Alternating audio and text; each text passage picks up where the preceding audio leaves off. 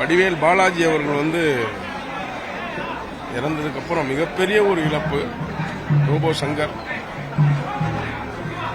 சங்கர் வந்து கிட்டத்தட்ட நான் அவர் சென்னைக்கு வர்றதுக்கு முன்னால, டிவிக்கு வர்றதுக்கு முன்னால, சினிமாவுக்கு வர்றதுக்கு முன்னால இருந்தே கிட்டத்தட்ட ஒரு 25 ஆண்டு காலங்களாக எனக்கு ரொம்ப பழக்கம். மதுரையில் நானும் அவரெல்லாம் ரொம்ப நாங்கள் போகாத சுத்தாத இடங்கள் கிடையாது. இவ்வளோ ஒரு நல்ல நண்பர்.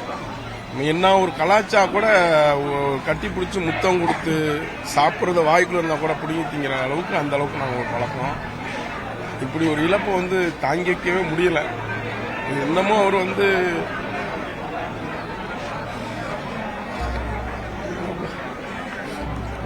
ரொம்ப வருத்தமான ஒரு இதுதான். நிறைய நான் ரிசர்ச்சாக போச்சு, இதெல்லாம் ஒர்க் பண்ணியிருக்கேன். அதில் எல்லாம் சொல்லுவாங்க, இல்லை ரோபோட் சங்கர் அப்படி வந்து ஒரு பெயிண்ட் அடிச்சுட்டு வந்து அவர் நின்னாலே அவ்வளோ சிரிப்பாக இருக்கும் போகும்ட்டு நிறைய கஷ்டப்பட்டு உழைச்சி மேலே வந்திருக்காரு. அவர் இப்போ நம்மளை விட்டு பிரிஞ்சுட்டாருன்ற அந்த இது நாங்கள் மாமா அவர் 2 பேரும் ஏர்போர்ட்டில் பிக் பண்ணுறாருன்னு சொன்னோம். அதை நம்பவே முடியல. இப்போ வரையும் பார்த்துட்டு வந்தோம்.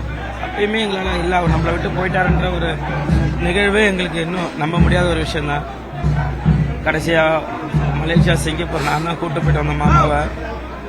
லாஸ்ட்டாக கலாமா சிங்க நான் மாமாவை கூப்பிட்டு போயிட்டு வந்தேன்.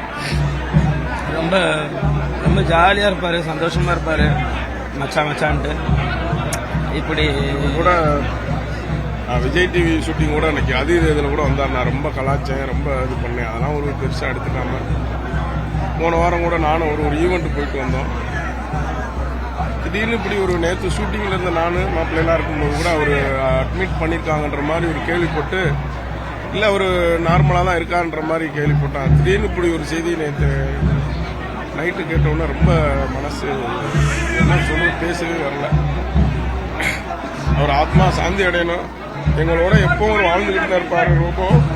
ரோபோ மிஸ் ரோபோ ஆத்மா சாந்தி அடையணும்.